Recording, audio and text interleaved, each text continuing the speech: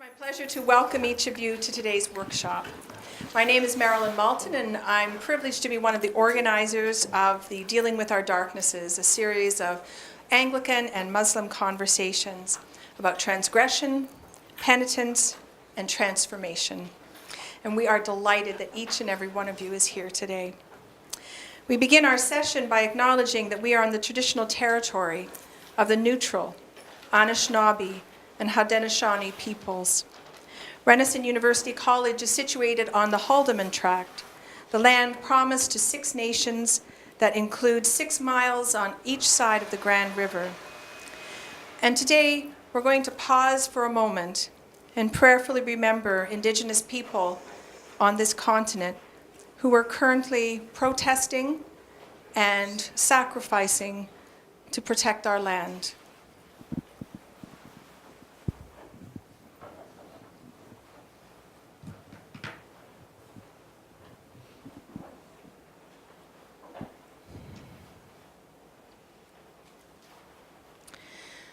This series today and in the coming months would not be possible without the generous support of the Anglican Foundation of Canada. We are also grateful for the support of our community partners, Waterloo Lutheran Seminary. I know there are a couple people out here from there.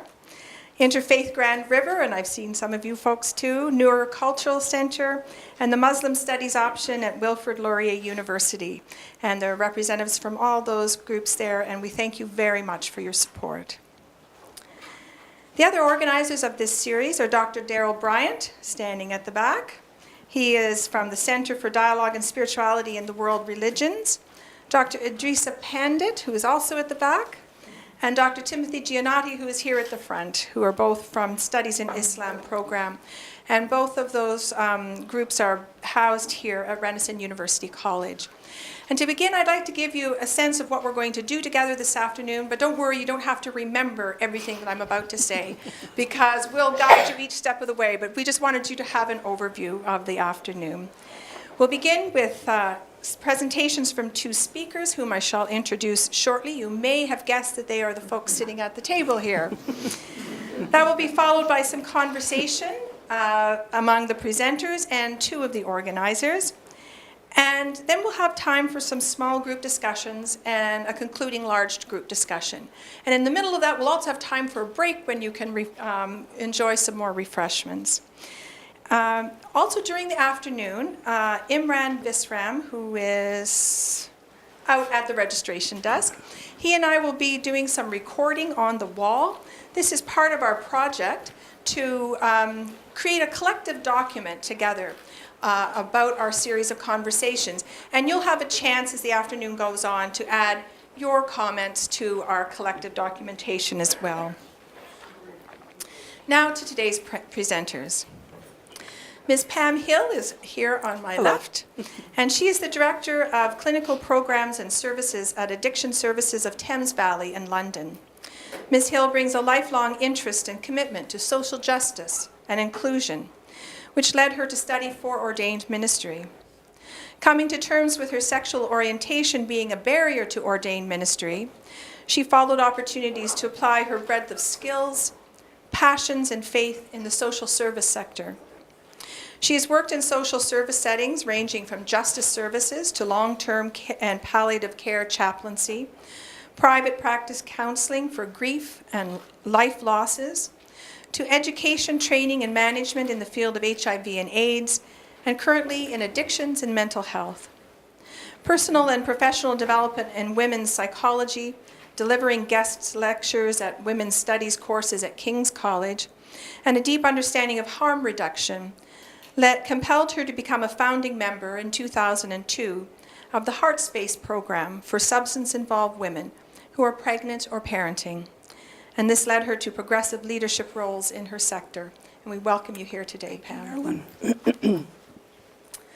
Dr. Juliana Hammer is an associate professor and the Kanan Rafai, and I forgot to check the pronunciation of that. That's right, Kanan Rafai. Kanan Rafai, Scholar of Islamic Studies at the University of North Carolina in Chapel Hill. Trained in the study of Islam, languages in pre-modern as well as modern Muslim societies, Dr. Hammer's scholarly trajectory has taken her from research on Palestinian women and diaspora and return experiences through a decade of work on American Muslim communities intersecting with women, gender, and sexuality in contemporary Muslim contexts. Dr. Hammer's research and publications include the explorations of women-led prayer, women's rights as human rights, media representations of American Muslim women, and Muslim efforts against domestic violence. Her teaching focuses on women, gender, and sexuality in Islam on the one hand, and various aspects of American Islam on the other. Welcome to you. Thank you. And now we begin our presentations. You go first. Okay, all right, go first. We didn't flip a coin on this. No, we didn't. Yours is the older tradition. The older tradition. Ta-da. Okay, thank you, Juliana. I'm going to stay on script as much as possible because if I don't, it'll be more than 30 minutes and you will have a hard enough time following my thinking as it is, I think. But anyway, I want to thank you, Marilyn, and everyone on the committee. Is the mic actually Mic? on? No? Because I don't hear any loudspeaker. Okay. I'll try to speak louder then. How's that? Is that better? Can you hear me now? No, you can't hear me. That mic? Okay. There's no amplification system? No. Okay. So that's just for the recording. All right. So first I want to thank everyone for the invitation to and the opportunity to engage in conversation about faith. When Marilyn first reached out to invite my participation, she read me the title for the series, Dealing with Our Darknesses, Moving from Darkness to Light, an Anglican-Muslim Conversation. And as I was verbally weighing out my interest in the topic against my tendency to overcommit myself, Marilyn also heard my gut reaction to the subtitle, Moving from Darkness to Light. It might have sounded something like this. Wow, even the title sounds patriarchal, assuming that darkness is something bad, something to be overcome by light, and that binary approach that polarizes differences and then evaluates one opposite as being superior to the other. And then I cooled off a little bit. After further discussion with Marilyn and a couple of days to ponder and pray, I decided that I would try to organize my thoughts and my experiences to shine some light on things that have been hidden or obscured, things about my church and my faith that have made me embarrassed or angry, or in which I became complicit out of ignorance or loyalty or my need to belong. Years ago now, when I worked in the field of HIV/AIDS, I saw and felt the discrimination that society and the church had toward infected individuals and toward the gay and lesbian people and allies who were stepping into the tragedy of that time.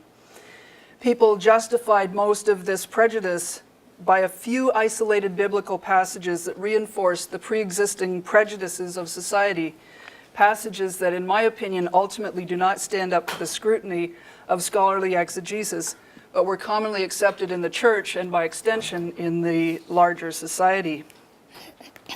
While I was in that work, our agency opened the first methadone clinic in our city. It's a harm reduction strategy for people who were addicted to opiates. The intent was to reduce the harm from the drugs themselves, as well as the risks associated with HIV or hepatitis C, giving it to someone else or getting it yourself. Every day I saw people streaming in, and I was struck by the number of moms bringing their children to wait in line with them. Indeed, a number of my colleagues who worked with women were struck by this too. The faces of these women would not go away after the workday ended. Women who were often childhood victims of sexual abuse, who lived at the mercy of boyfriends or pimps who had significant control over them, who lived in poverty and had little hope of pursuing education, good work, or a better life for themselves or their children. These were women more vulnerable to violence on the street or at home if they had a home. They exhibited more mental illness than other people and were more afraid to obtain any form of health care for fear of raising concerns about the welfare of their children.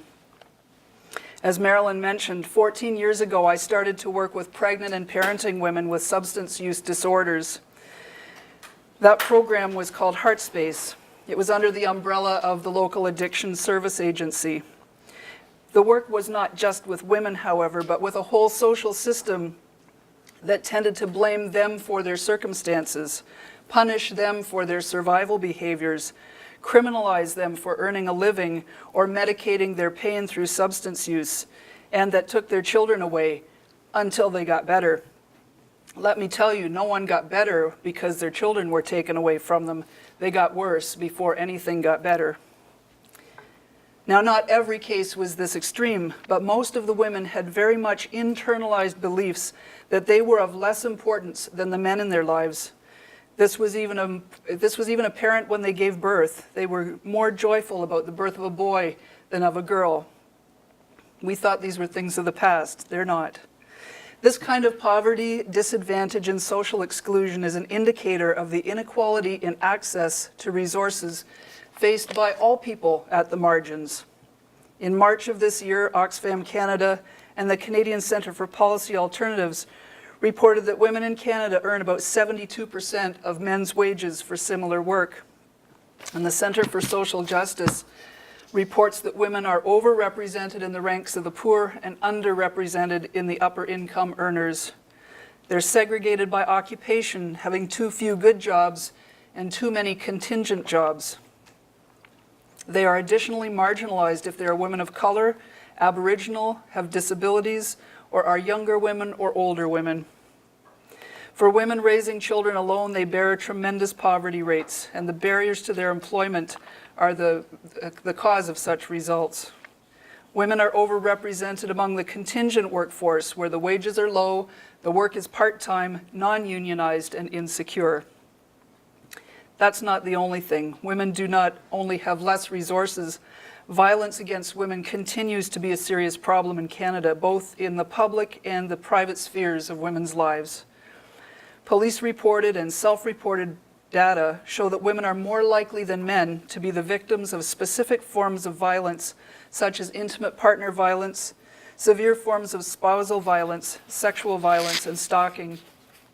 We also know that the actual incidence of violent acts against women and girls is estimated to be much higher than official statistics suggest, as a large percentage of the violence goes unreported. Women were 11 times more likely than men to be sexually victimized and 3 times as likely to be stalked. What in our religion and culture perpetuates any perception that a man has a right to abuse, control, or decide on the life or death of his female partner? Is it images of God as male, as father, as jealous, vengeful, all-powerful, unchanging God? I don't know the answer to that. I do know that the patriarchal system of binary opposites, good or evil, light or dark, sacred or profane, winner or loser, right or wrong, the lists can go on and on. These dualisms support a social hierarchy of haves and have-nots, the worthy and the unworthy. Consequently, those deemed less worthy in the pecking order also share less of the social resources and do not have their voices heard in the places where decisions and policies are made. So some other examples that exist. This is that really long acronym, so I'll read it out loud once. Lesbian, gay, bisexual, transgender, transsexual, queer, questioning, and two-spirited youth are overrepresented in the homeless youth population. Family rejection is a major contributing factor to LGBTQ2 youth, even I can't say it, homelessness. What youth fear is they face a higher risk of homelessness due to homophobia and transphobia in their homes. And they often face the same discrimination if they enter a shelter system. A current Ontario Human Rights Commission brochure says, people who are transgender or gender non-conforming come from all walks of life, yet they are one of the most disadvantaged groups in society. Trans people routinely experience discrimination, harassment, and even violence because of their gender identity or gender expression, which is different from their birth-assigned sex. A June article in the Torontoist newspaper said that social discrimination and misunderstanding prevents trans women from seeking help when it's needed, avoiding the emergency room specifically due to the discrimination they experience for being trans. 1 in 4 reported police harassment. In the justice system, corrections system, policing system, and healthcare system, there's a significant chance she'll be treated badly instead of being treated well. As a practicing Christian, practicing because I haven't got it right yet, you have to practice all the time. In a tradition where authority is derived from scripture, tradition, reason, and experience, I find myself with a kind of passionate ambivalence about my church. It is where I was shaped and nurtured. It is in a meaningful way my family. The justice, mercy, love, and humility to which we aspire does happen, for sure, and yet there are deeply entrenched issues that expose a hypocrisy that makes many, if not most people in our society, reject religious affiliation. And somehow, the baby goes out with the bathwater, so to speak. I feel weary of working and waiting for changes in the church that society has already made in the name of human rights. The recent painful debates at General Synod this summer regarding the marriage of same-sex people is a perfect example. It feels strange and perhaps a little dangerous to expose examples of misogyny, the abuses of power, and the protection of privilege that can reside in the church and, by extension, in the culture, but ignoring them will only perpetuate them. So with due humility, just a little fear, and a trust in the value of courageous conversations, I'll continue with my thoughts. By definition, the Christian church and the Anglican tradition are patriarchal in their organizational structures. The Oxford English Dictionary offers these two definitions. One is a system of society or government in which the father or eldest male is head of the family and descent is reckoned through the male line, or a society or a system of society or government in which men hold the power and women are largely excluded from it. This is the reality, and in spite of the fact that women played an important role in the earliest days of Christianity, and that Jesus spoke directly to women and refused to treat them differently from men. This was in direct contrast or even contrary to the Roman and Jewish laws and practices of the day. The Gospels portray women as playing important roles in Jesus' ministry, and they're mentioned in Paul's letters to the early churches as the leaders of house churches and missionaries in their own right, praying and prophesying during worship. Should have brought my water over with me. So as they were doing those things, it would have included ecstatic public speech, as well as preaching, teaching, leading prayer, and perhaps even performing the Eucharistic meal. But the canons of Christian scripture weren't finalized until the 5th century of the Christian era. They were assembled, edited, and authorized in a context of highly defined social hierarchy, with male citizens at the pinnacle, with slaves, foreigners, women, children, and others having less freedom or social value.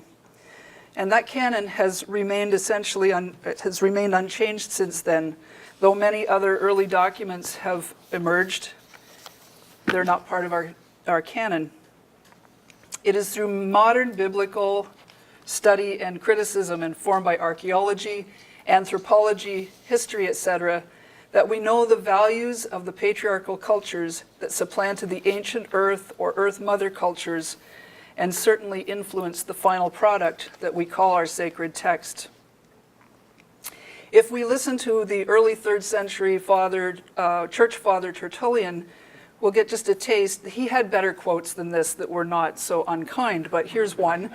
You will see how attitudes toward women may have been influencing the canon. I quote, "You women are the devil's gateway. You are the unsealer of that forbidden tree. You are the first deserter of the divine law. You are she who persuaded him whom the devil was not valiant enough to attack." So, who am I and why am I standing here talking to you today? I want to tell you some of my authentic experience as an invitation to further conversation and discussion about your experiences. Growing up in the 1960s and 70s as a member of a local Anglican parish felt as right as rain. The large multi-generational congregation offered lots for children and youth. The junior choir held practices twice a week, and we sang every Sunday morning, except the summer, I think. Parish members cooked hot meals on Tuesday nights when upwards of 200 kids would arrive for groups and activities. I felt safe, encouraged, and nurtured. Sunday school teachers taught us biblical stories and concepts and took a genuine interest in us as people throughout our growing up. Perhaps not everyone had this experience, but in this place I found a tremendous sense of belonging and of community. I heard and believed that I was a child of God, a member of the body of Christ, and a Christian of the Anglican persuasion. I was introduced to what was called world religions in grade 11. It was an elective course, so not everybody had to take it. But as a young person, I did not realize just how much of my religion was also my culture, simply by virtue of my birthplace. I was aware of others, like the Catholic kids at Sacred Heart, with whom fights were common en route home from school. I was aware of the Mennonites because they were visibly different with their clothing and their horses and buggies around town. But beyond that, my awareness of even other Christian denominations was very limited. I knew of no Jewish people of the Jewish faith until I was in 7th grade. And I cannot consciously call directly knowing any Muslims until I was almost 40 years old. I'm 55 now. Then I met 2 social workers with the Children's Aid Society when we were working on some cases together. In hindsight, this strikes me as terribly odd, given that I completed an undergraduate degree here at the University of Waterloo at Renison and a Master of Divinity degree at Huron University College. How could I do that without knowing a more diverse group of people? As a child and a young person, I had little reason to wonder why the clergy were all men, why no sermons were delivered by women, or for the most part, the scriptures were read by men, or perhaps occasionally by the most venerable of older women in the parish. I had unspoken questions about why Jesus was a man, why God's son was beloved, but what about God's daughters? Did God have daughters? I noticed we didn't hear much about women in the Bible stories, except we heard about Mary at Christmas and Easter. So like a fish swimming in water, I was unaware that this was the dominant culture, and that patriarchy was the dominant culture, not only in the church, but in the society in which I lived. School principals were all male, as were most authority figures. In my childhood world, this was a relatively benevolent arrangement. There was order and gender roles that appeared to be quite functional. When I was 10 years old, I experienced a sense of calling to ministry. In those times, ministry was commonly considered to be what the professionals did. The concept of priesthood of all believers and lay ministry emerged later, and it grows stronger today for many reasons, but also because of the feasibility of paid professional clergy waning due to declining church membership. But then the only framework I had to articulate my call was as a call to priesthood. And at that age, I was oblivious to the fact that technically I could not be a priest because I was female. By the time I was finishing high school, my sense of purpose and calling was clear. I became actively involved in diocesan events and committees. The church expanded my world and my worldview. I had opportunities to travel in Canada and in the US, to learn about global justice initiatives, to encounter my first understanding about human rights issues and about liberation theology, although I don't recall anything specifically about women's rights per se. However, that was very exciting and that sealed it. My undergraduate studies seemed a means to an end to make my way to seminary. There were 3 situations that began to make me more aware of the privilege, power, and authority impacts of patriarchy upon my journey.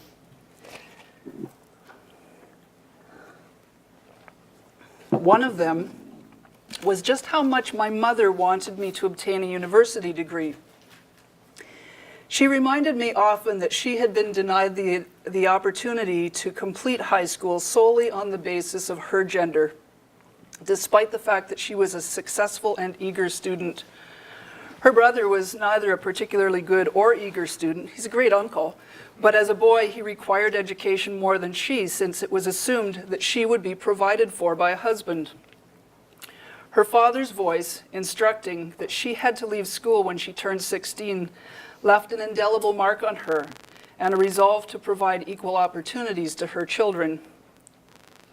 Another experience was the public berating I received from an esteemed clergyman who was kind and encouraging of me as a young Anglican, but outraged when I told him I was planning to train for priestly ministry. I was about 16 at the time. Until that moment, I had been relatively blissfully unaware of how fiercely debated the issue of the ordination of women had been, and that he, among others, thought women unfit for professional ministry. Incidentally, November 30th marks the 40th anniversary of the ordination of the first female priest in Canada. Notably, the first female bishop in Canada was not consecrated until 1994. The first female bishop of this diocese will be enthroned 1 month from today. The third situation was quite pivotal for me as well. As a young adult, I was busy with school and activities. I had some wonderful friendships with girls, and I dated some nice boys in high school. They were great friends too. And if I was going to have a social life, I had to go out with the boys, because in all honesty, they had the cars, they had the spending money to have fun and to go places. In hindsight, I really did date some smart, successful, attractive young men, but I just never connected with them. But there was this one man from my congregation, which really seemed like a plus at the time. Just as I was completing my undergraduate degree, he started to get serious.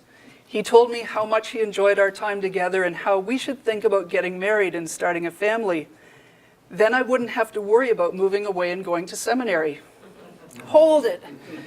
Hold it. Had he not been listening? Did he not understand that God was calling me to this and that I'd been focused towards seminary for about 10 of my 21 years? He was a good man, but he did not comprehend his privilege to assume that his vision for us should prevail over my own dreams, or to assume that my biological option to bear his children should take precedence over my spiritual calling. Frankly, I didn't know that either. I had no feminist framework or theory. I just knew in my cells that there was something else beckoning me. It was that summer when practicing music and singing harmonies together that my friendship with a woman became a romantic relationship in every aspect. I had no language or context to understand that, or the many months when I traveled and spent weekends with her as we co-led a group of youth musicians was really a period comparable to dating. But that is indeed what it had been. She was a recently ordained priest, and I was about to enter seminary in the same city where she lived. I followed through on plans to share my first time living away from home with another friend, something that we'd looked forward to for a few years, but it was short-lived when she learned about my fledgling love relationship, and I found myself briefly homeless, scared, and alternatively on top of the world in love, and also feeling like I was ashamed to the church and to everybody else. My roommate also outed me to the bishop, thus making me and my love a scandal to be managed. This whirlwind left me with little time to figure out who and what I was. I knew I was still a child of God and an Anglican, and those are identity anchors that were valuable in a turbulent time. It was a time of terrible vulnerability and confusion. I did not turn to my parents for fear of their disapproval and because of challenges that they were facing at the time. I intuitively knew that I had to be covert and protect my partner, whose career would be over if this became a public scandal, and mine would be over before it started. I was depressed to the point of feeling suicidal. To this day, I'm thankful to the atheist professor who recognized this and helped me find help, and the United Church minister whose supervisory role helped me to continue my studies. This was when I came face to face with the concept of compulsory heterosexuality, a hallmark of patriarchy. I watched people get married not for deep love, but to comply so they could pass or at least have a shot at normal life and some companionship, though no one spoke openly of these tough choices. In a mainly silent power struggle with the church, or more specifically with my bishop while I was in seminary, I lost all of my bursaries and scholarships and my sponsorship, but I graduated cum laude with my degree, unable to be ordained and looking for a way to simply earn a living and live an authentic, faithful life. I had to make up stories about how I changed my mind about ministry. I lived a mainly closeted life of secrets and half-truths. These experiences and others pushed me further from both faith and cultural norms, and I found myself experiencing a greater empathy for the marginalized. Didn't even recognize myself as one of those at the time, but whether it was because of race, ethnicity, socioeconomic status, intellectual capacity, gender, or orientation, that's where I was drawn.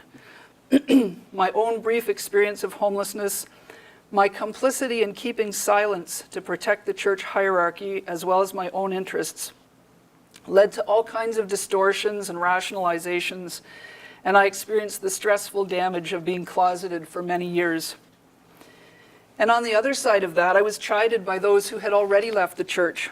Why would I have so little self-respect to stay in a church where I could not be visible or have my relationship validated? So I had a taste of disenfranchised love, disenfranchised grief, a sense of why many marginalized groups feel that the rules just don't apply to them if they can't win or even be in the game. It was also while I was in seminary, at a time when women were studying in unprecedented numbers, that I learned to do biblical studies that drew from knowledge far broader than the Sunday school stories and biblical readings I had been raised on.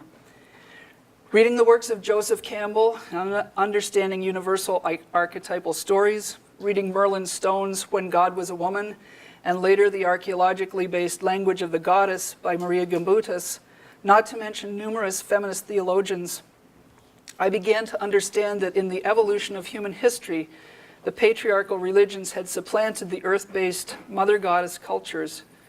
In doing this, the body and women's sexuality was debased and controlled, perceived as dangerous or a threat to the new order. Thank you. From that experience, I learned to seek the feminine face of God, a wider range of imagery and metaphor for the divine. I studied the women of the Bible, named or unnamed, and the misogynistic and homophobic passages that were there. I began to trust my body as a source of wisdom and the voices of women and outcasts as prophetic. I decided that I would nurture the baby in the bathwater. So how do I do that today? How do I stay here? And I am currently kind of between parishes, but that's a whole other story. I learned to accept imperfection and to not expect it. And that was a change. The institution was imperfect, the individuals that formed the institution, and I also needed to acknowledge the capacity for abuse and evil in those places. I learned that the scriptures, I shifted my view, the scriptures are viewed as very important, inspired literature, but they cannot be my idol. I try to effect change from within. I refuse to be disowned, to go away, or to give up my birthright and the promises given to me at baptism. Although I confess that I have had to step in and out from that. It's a tiring journey sometimes. I try to recognize and practice the simple essentials of faith, which I distill down to love, mercy, justice, and inclusion, although those are all very big topics. One of the things that I can do and that I find in common with others of many faiths is I appreciate the tools and the gifts that I received from my experience as a member of my patriarchal church. Among them are a sense of discipline and routine, that regular attendance at worship, attuning to the liturgical seasons, doing the readings, and continuing to study and learn. The gift of prayer, meditation, and silence, which seems to be getting discovered as if it was a new fire in our culture these days, these ancient gifts that I have inherited. understanding and using ritual, especially in acknowledging transitions and passages. I appreciate the gift of journeying with others at different stages of life and how this has prepared me for my passages. I attended many, many funerals. I sang many hymns every Sunday that reflected on life and death, and they in fact prepared me to face important deaths and losses in my own life. Little did I know how much I was rehearsing for those events. I have the gift of learning and trusting the rhythms of sorrow and joy. I have the gift of the importance of belonging and being part of a community.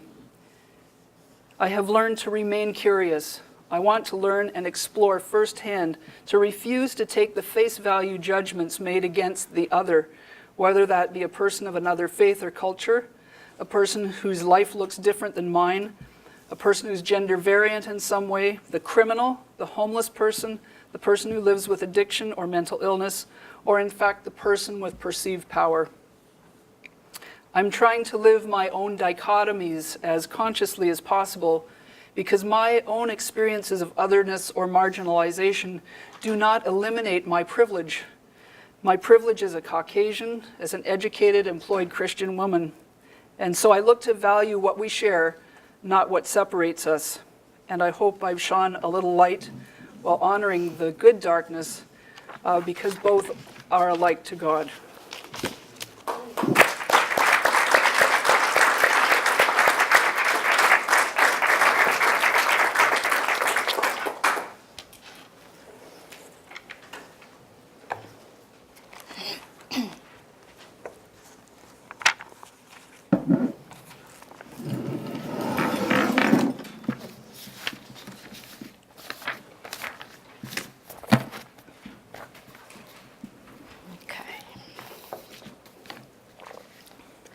I'm going to stand here because I'm short, so you can actually see me and not just hear me.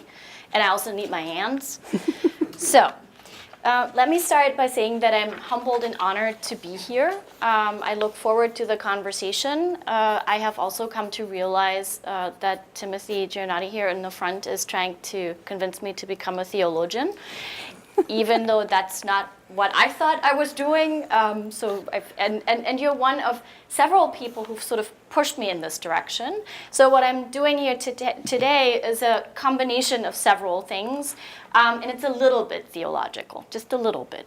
I teach at a public university in the United States, so I have to be a little bit careful about that. So I'm happy to be here. It's a very difficult topic and a very difficult conversation to have, and I want to acknowledge that. I want to acknowledge, as I always do, that when we talk about various kinds of abuses that people experience in communities, we're always also talking about people in the room that we're in. And it's also a very big topic in the sense that there were many questions that were suggested that we could speak about, and I don't feel qualified or capable of fitting all of those into 30 minutes. But before I come to what I actually want to talk about, I want to say something here that has become important, especially in the last few years to me, which is to acknowledge that as a Muslim, to appear in a conversation like this, and to be willing and open to speaking about issues in my community also means exposing my community to a kind of scrutiny that is dangerous to the community. And so having conversations about what I want to talk about here, which is domestic violence in Muslim communities, also always runs the risk of re-perpetuating and reinforcing stereotypes that outsiders to our communities already have. And I'm relying on all of you here to be willing to have a conversation that acknowledges the power differential that is involved in that conversation. So a Christian-Muslim conversation is never a fully equal conversation, either in the Canadian context or in the context of the United States. Nevertheless, I will be very honest. about those internal issues, but I reserve the right, and I do that in much of my work, to engage in what Miriam Cook has called multiple critique, the possibility of engaging my community on complicated issues, but also recognizing Islamophobia, anti-Muslim sentiment, racism, and state violence and state sexism. Those are not mutually exclusive approaches. So I want to focus on domestic violence, as I said, because it's an area where I have done quite a bit of research. My research in American and US Muslim communities, keep forgetting that I'm in Canada, in US Muslim communities has focused not on incidents of domestic violence. We all know that they're there, but on American Muslim religiously framed efforts against domestic violence. I've done now about 6 years of both ethnographic and textual work that looks at the ways in which Muslim communities, advocates, and service providers from within Muslim frameworks try to address this issue. I think there's some ideas here regarding patriarchy in particular that probably can usefully in the conversation be broadened out to questions of sexual assault, not within the framework of the family necessarily, various types of sexual abuse, but also conversations about marriage equality and LGBTQI acceptance. So I think there's potential here. I will not focus on those because I'm more comfortable where I've done the largest amount of work.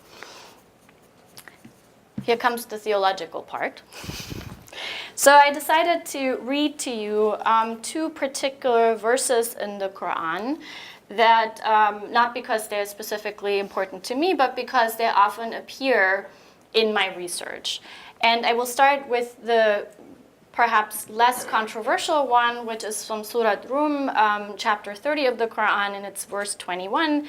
And in one of the many translations, it reads, "And among his signs is this, that he created for you mates from among yourselves, that you may dwell in tranquility with them, and he has put love and mercy between you. Verily, in that are signs for those who reflect." I'm going to leave that for a second with you. Yes, I will read it again.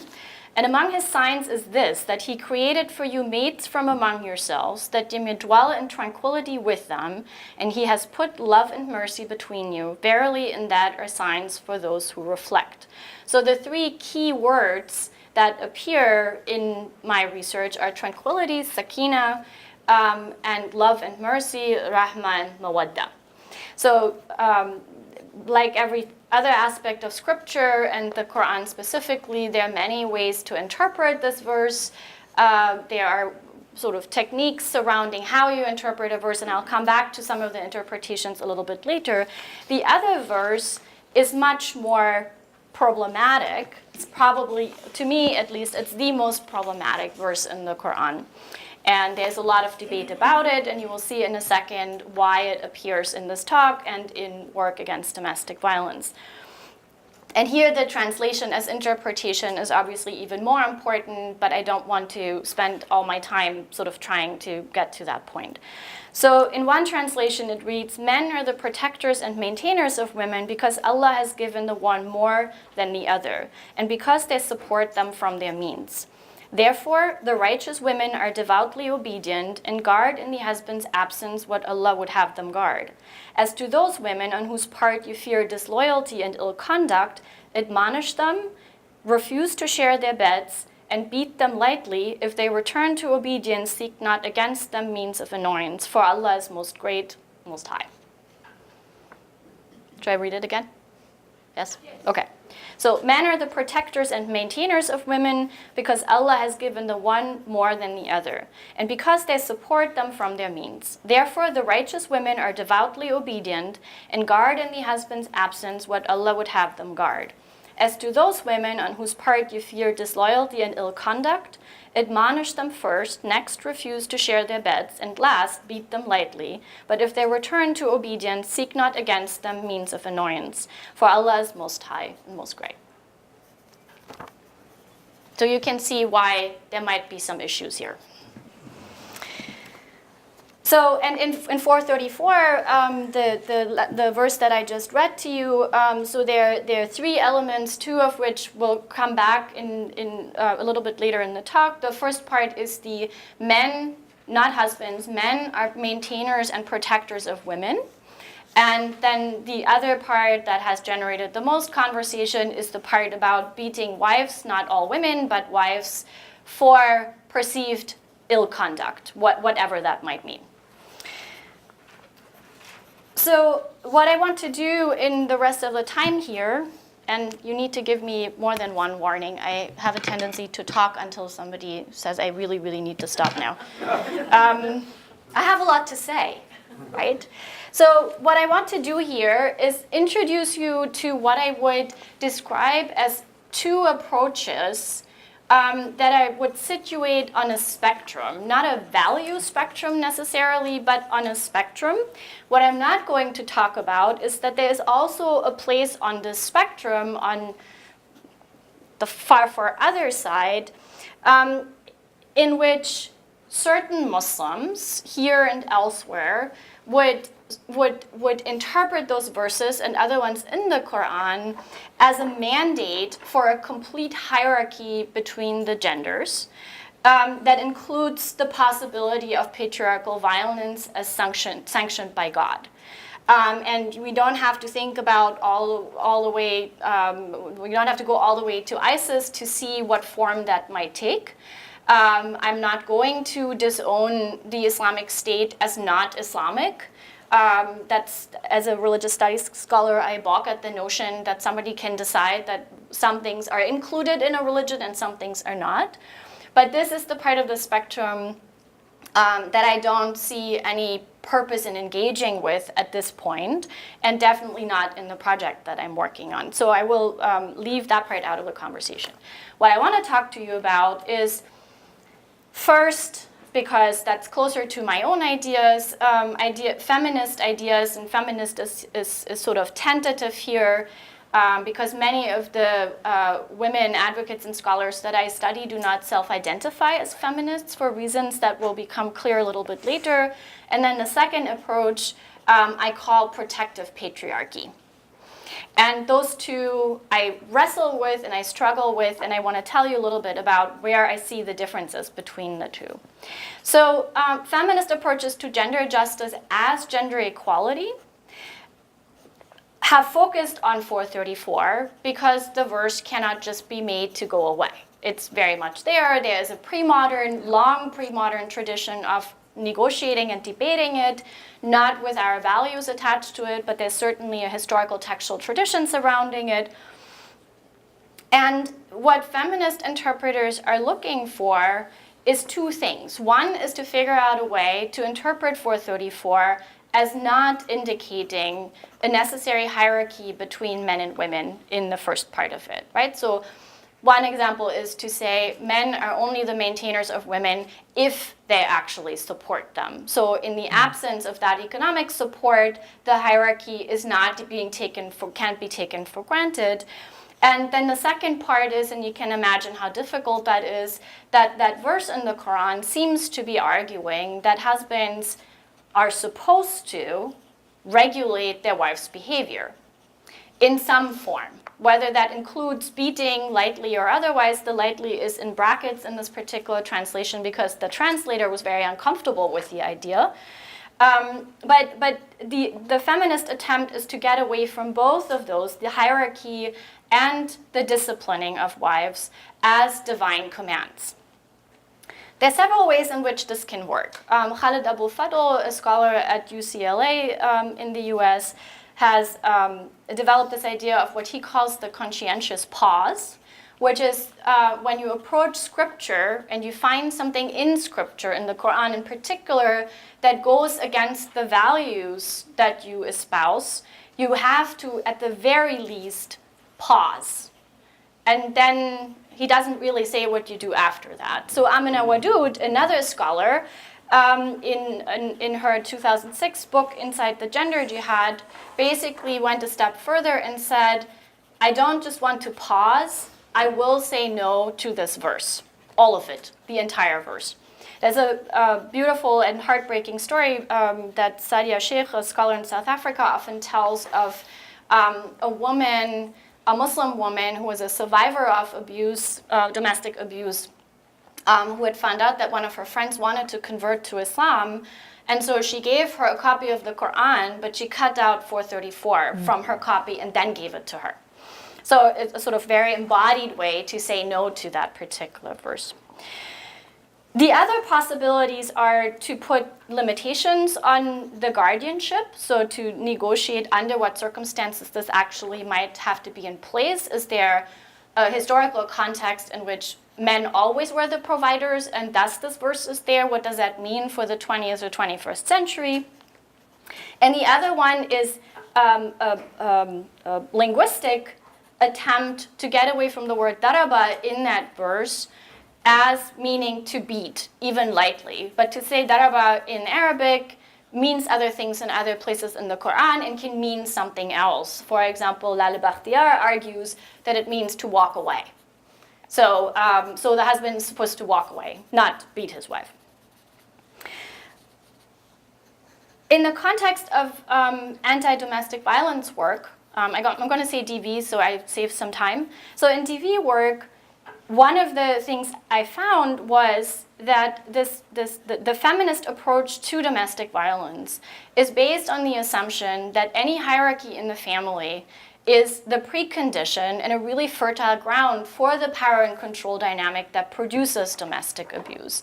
So in other words, if you have a hierarchy in the family, you're predisposed to power and control issues and thus ultimately a spiral of violence potentially. And so what feminist scholars and thinkers and some of the advocates, very few of the actual on-the-ground grassroots activists are feminists or self-identify in this way, would advocate then would be, in cases of domestic violence in Muslim families, separation and divorce. Those are sort of standard ideas. It's clear to me after years of dealing with this that a particular feminist framework informs, at least in the United States, the approach to domestic violence as violence against women. The legal act is called the Violence Against Women Act, and it's based on this feminist idea of patriarchy and hierarchy as basically the foundation for domestic violence. And so feminist Muslim intellectuals would advocate for the same kinds of ideas of divorce and separation in all cases of domestic abuse. When this becomes complicated is in the practical ways of navigating the system. So it leaves women to navigate the system by themselves. The system, I don't know about Canada, I'm going to assume it's the same as in the US, is extremely complicated, even to experts, let alone to a survivor who is in an active abusive situation. There's, in Muslim communities, a lot of victim blaming, so even reporting and coming forward will initiate that kind of communal shaming. And there's a lot of pressure on victims to not come forward in order to not upset community dynamics and to come back to what I said in the beginning, to also not make the community look bad. Which has a particular set of politics in a Muslim minority context that is not to be underestimated. But there's also, at least sometimes, a push from Muslim leaders and scholars to engage in patience and forgiveness. This is not specific to Muslims. I know from work by the Faith Trust Institute that this is common in other religious communities. And then perhaps one of the biggest challenges is that even on other issues outside of domestic abuse, Muslim communities in the United States on the whole are very suspicious of feminism as a Western concept, which is one of the reasons why many Muslims who I think are feminists wouldn't call themselves that, at least not in grassroots activism. So it's seen as a basically a Western conspiracy to undermine Muslim communities. There's good reason for that suspicion. especially British feminists in the 19th century were deeply invested in the colonial project. And so feminism was part of colonialism. And it's been very difficult, even with second and third wave feminism, to incorporate both religious ideas, religious feminist perspectives. Most secular feminists think religion is part of the problem and never part of the solution. But also to incorporate a critique of colonialism that makes it possible to actually apply feminist ideas and frameworks to the context of Muslims. And then there is a debate that is relatively recent among Muslim feminists about whether there are, in fact, limits to interpreting gender equality from the Quran, and whether it is actually possible to get away from what reads on the surface, at least, as a set of hierarchies, not only gender hierarchies and the gender binary for that matter, but also other kinds of hierarchies in the Quran that are not just going to go away because we now want equality. And feminists, more than other interpreters, I think, and unfairly so, are more often accused of bringing their values to the texts other than finding the values they should espouse in the text. This is never an accusation that is leveled at pre-modern Muslim thinkers. Of course, we are at a point where we can occasionally acknowledge that everyone is a product of their context, and so that every interpretation is also a product of context. But there is sort of a particular scorn attached to bringing feminist values to the text that makes it possible to sort of undermine these interpretations. And then a really important point to bring up, I think, is the issue of authority, the authority of the interpreter or groups of interpreters, and connected to that, the question of interpretive community. How do people who interpret the Quran differently, with an eye towards gender equality and gender justice, find ways to build communities around their interpretations that actually lead to some kind of change on the ground? I mean, we can have all kinds of great ideas about, how to interpret the text. We can even put them online, but that in itself doesn't build community, interpretive community. Okay, the second approach, and I'll start this one with a little story. So, in my first year of ethnographic research, I was scheduled to attend a fundraiser for a Muslim women's shelter. And I arrived early because I'm German. I get to places on time, and there weren't many other people. And so I walk into the room, and there is a table like this one, and then there's a banner, a purple banner. Purple is the color of domestic violence awareness and feminism. And it says, "Love us, protect us, maintain us." Surah 434. So it references the verse that I just read to you to make a claim to what I call protective patriarchy. And this was in 2010, so I stood in front of this banner. I took lots of pictures because I was in such disbelief. And then I spent basically several years and conversations with colleagues and students, and I've written some things about this as well, sort of trying to figure out how, as a feminist, to reconcile this completely different approach to patriarchy. Because it seems to do really interesting things, but I wasn't prepared for it at all. And so in domestic violence work, and I would say that's the majority of people that I've been working with, 434 comes up because it has to. Many of the advocates will say in interviews their worship wasn't there, but it is there. And so one of the things they do is to emphasize 30:21, the first verse that I read to you, over this one. So basically to say, the Quran says different things about marriage, and we're going to go with this one. We're going to go with tranquility, love, and mercy. Because tranquility, love, and mercy cannot mean beating up your wife when you're not happy with dinner, right? So there is a way in which emphasizing one verse over another might be one way to approach this issue. And what underlies protective patriarchy is a very prevalent idea of complementary gender roles. So a kind of, they call that equality too, but a kind of equality in which men and women, and they're only men and women, that's not even a question, have God-given natures. So it's a sort of a biology-based model, but of course biology is from God. And if in society they assume the roles that are assigned to them, then this tranquility will happen, right? It's a complementary gender model, and it's really neat. And bad things only happen when people don't fulfill their gender roles, when they're not doing what they're supposed to do in this model. And what they develop from that is what I now see as a sort of idealized Islamic marriage model that usually is based on the idea that the husband is the head of the household, unless there are really good reasons why he can't be. It encourages joint decision making based on the Shura principle, which is a principle in legal thought of Muslims consulting about decisions, which still leaves the decision-making power with the husband as the head of the household. It requires men, husbands, to protect, maintain, and care for women and children. And there is love, mercy, and tranquility, because if this is all in place, then this is what the ideal Muslim family will result in. So it's a benevolent hierarchy. It's not the bad kind. It's a hierarchy that can make things in society good. And there is, and I think that's very important and sort of obvious, there is what I call an ethic of non-abuse.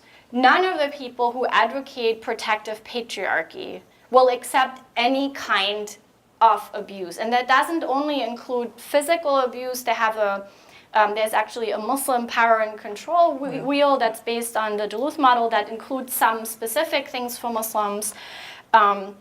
But it includes economic abuse, psychological abuse, a particular kind specific to religious approaches called spiritual abuse, the possibility of using religion to abuse someone, and then obviously also physical abuse. And there's no question in these conversations and in these presentations and in the awareness work that they're entirely against any kind of abuse. What they're not willing to do is make a connection between the hierarchy and the abuse. So for them, that is not connected with each other. In terms of authority, many of the advocates that I work with, many of the original grassroots advocates that started to appear in the 1980s in a form that is recognizable were women. Quite a few of them were and are survivors.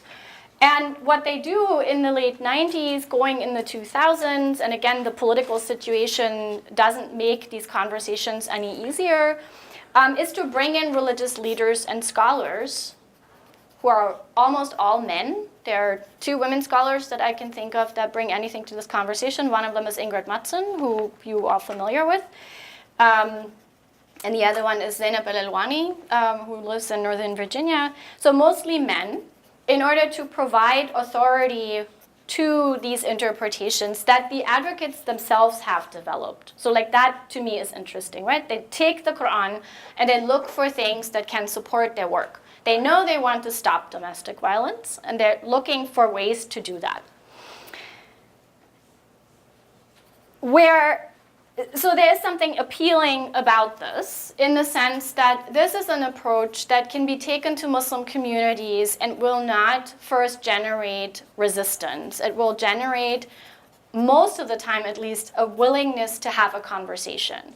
And in many Muslim communities, the conversation is, we have domestic violence here. You all know someone who is abused, so why don't we actually have this conversation? What I've also seen is that in communities that are most reluctant to acknowledge the existence of domestic abuse is that workshops and lectures will not be called Introduction to Domestic Violence in Muslim Communities. That will be called Marriage in Islam, or How to Be the Best Husband You Can Be. right? So they introduce this Islamic marriage model that I've just been talking about, and then at the end say, and here's what it looks like when this model is not applied properly. And here are resources for if you're one of the people who now just realized that you're actually in an abusive relationship, and we will try and help you and support you with this. Muslim TV advocates, at least some of them, recommend marriage counseling, and what they mean by that is marriage counseling within the context of the community, which is a very problematic issue because most of the imams, like many religious leaders in other communities, even more so though in Muslim communities, have absolutely no training and often don't know anything about resources. So one of the things the women advocates do is imam trainings, is actually offering basic training to imams who can then hopefully take that back to their communities, which requires convincing them that there is actually domestic violence in their communities. So, but what marriage counseling assumes, and this is where mainstream advocates freak out really badly most of the time, is the possibility of reconciliation, is a focus on the family, not the victim. So the possibility of preserving the family in the face of abusive incidents. And it assumes, and this is theologically interesting to me, even though it's not very well developed, the possibility of the self-transformation of perpetrators. There are arguments made about not excluding perpetrators, even if they're publicly acknowledged as such, from communities, because that just moves them, that allows for a perpetrator to just move to another community where that is not known. So the argument is including them in the community rather than shaming them, and working on a sort of self-transformation model is a better way to account for the possibility of fixing perpetrators. And in some communities, the community as a whole, or the imam or religious leaders, sort of function as an accountability system there, as a way to sort of keep an eye on it. Sometimes this takes the form of a religious leader basically saying, well, if he doesn't get the message this way, we'll just be at his doorstep and we'll show him what it's like when you get beaten up by someone. There are stories like that. And there is, and it's just sort of a side note, there's deep distrust in the state for obvious reasons in Muslim communities. Also in all communities of color in the United States, we know that the reporting rates in non-white communities are even lower because the state is part of a system that already excludes those communities, and so there's absolutely no reason why that same state and the police that comes with it should be trusted in situations of domestic abuse, right? So it's connected to other issues of state surveillance and real distrust of the state. So one of the important items to be considered in terms of protective patriarchy is the fact that that the interpretation of this verse as not meaning to beat. So this is an interesting point, right? So 434 is a problem for protective patriarchy supporters as well, in the sense that there is an ethic of non-abuse, and so they have to do something with this verse as well. What they most often do, sometimes they like the walking away interpretation, I've seen that, but what they most often do is say, yes, it says that in the Quran, but it's not a command, and the Prophet Muhammad never did this. So they will use another aspect of the scripture, of the textual tradition, to say in the life example of the Prophet in the Sunnah, there is no example of the Prophet ever abusing any of his wives or anyone else for that matter. And so there is no place, because the Prophet Muhammad is the embodiment of Quranic interpretation, and Muslims are called to emulate the Prophet. So at the very least, they shouldn't be doing anything in ethical terms that the Prophet didn't do. So that is basically their sort of most profound argument. And then they point to 3021 and the tranquility, love, and mercy model to say those are mutually exclusive. You can't beat your wife and then expect there to be tranquility, love, and mercy. That's clearly not possible. So I want to end with two things that are maybe more questions, but also point out something that I should have said in the beginning, which is that Muslim efforts against domestic violence are predicated on a deep conviction that domestic violence is not a Muslim problem, but a societal problem that can have Muslim solutions. So initially, when I was starting my research, I was interested in what people thought the causes of domestic violence were. And if you ask somebody who works for the New York Times, they'll tell you it's in the Quran, right? Muslims have domestic violence because Islam's a violent religion and Muslim men are violent people, and so Muslim women are oppressed and violated, and so this all makes perfect sense. And so Muslims will reject this, will come up with great statistics. The incident of domestic violence statistically in Muslim communities is about the same it is in the rest of society. So nothing particularly surprising there. But the idea that there are religious solutions to it, I think, strikes me as really interesting, as a really interesting way to go about addressing societal issues without making religion the problem, right? So the answer is not to walk away from being Muslim and finding sort of solace in something outside of the faith, but is to address it from within religion. And then I was reminded of this when Pam was talking. There is something at work that I find deeply fascinating, which is a discussion that Muslims frequently have about the distinction between religion and culture. And so you basically argued what I would say, which is that you can only live religion through culture in some ways. But at the same time, in the context of TV work, the incident of abuse is often blamed on culture, usually some foreign immigrant culture someplace else, like as if white Americans didn't have domestic violence. But it absolves religion from being a culprit, right? So it creates a construction in which it's not religion is never the problem. It can be part of the solution. Even in the DV mainstream, it's a sort of assessing the surroundings of a victim of abuse is based on resources and roadblocks. So like evaluating what is available to them and what is keeping them from getting help. And religion is here often represented as more of a resource and less of a roadblock than is acknowledged in mainstream DV efforts. And I know I went over time, but thank you.